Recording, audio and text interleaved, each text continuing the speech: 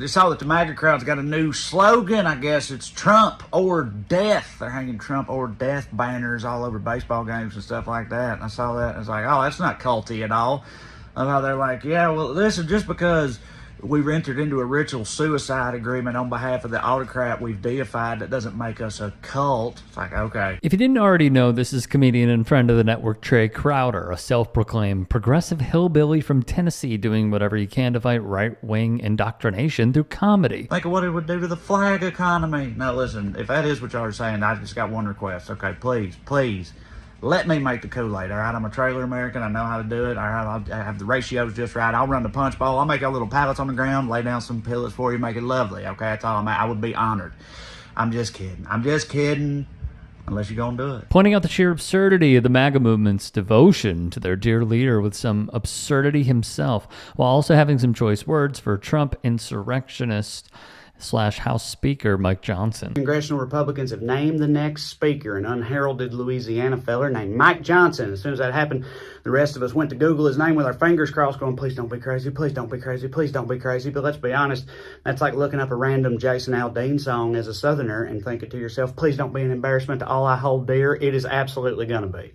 Every time. In fact, if it's not, there's been some kind of mistake. As far as Mike Johnson, he is, upon further inspection, you guessed it, bananas. He is. They just think maybe he could pass as moderate because he wears glasses and on occasion will employ multisyllabic words. Well, don't buy it, okay? He is a fascistic zealot, all right? Yeah, the more level-headed contingent, if there is such a thing in the Republican base, they looked at him and they said,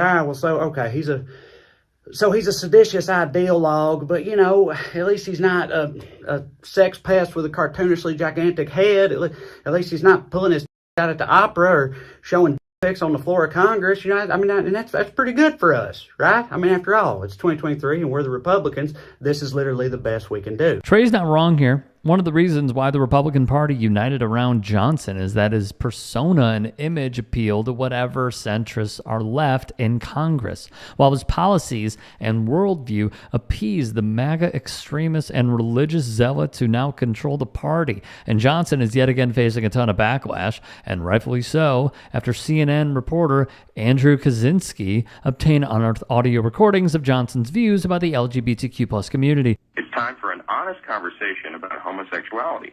There's freedom to change if you want to. Our race, the size of our feet, the color of our eyes, these are things we're born with and we cannot change.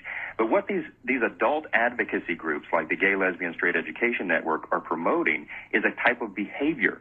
Homosexual behavior is something you do. It's not something that you are. Many historians, those who are objective, would look back and recognize and give some credit to the fall of Rome to not only the deprivation of the society and the loss of morals, but also to the rampant, homosexual behavior that was condoned by the society. This is the man who is now in second line to the presidency behind VP Kamala Harris, and Trae knows just how dangerous this is. But as for why Trump backed Mike Johnson in the first place, it's because he satisfies the one criterion that Trump actually cares about, and that is he is utterly divorced from the objectivity of reality, particularly as it pertains to the results of the last presidential election. That's right, he's an election denier, and in MAGA world, that's literally all that matters, all right? People hated all the right stuff. Blacks, Mexicans, gays, women, poors, math, books, you name it, they hated it. But they had the audacity to certify Biden as the next president on account of he had been elected by the American people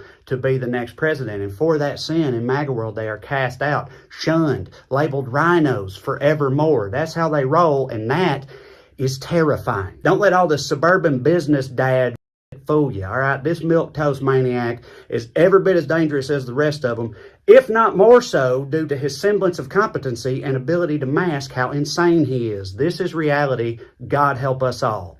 Love yous. Just like Trae said, Mike Johnson winning the vote for Speaker is something that should terrify all of us, seeing as though the 2024 election is shaping up to be another Trump-Biden showdown as things stand now, and it only takes another few dominoes to fall in the right direction to put our country in a much more dire sitch than we were in following the 2020 election. Be sure to support Trae on his YouTube channel and various social media platforms, and check him out on tour when he comes to a city near you.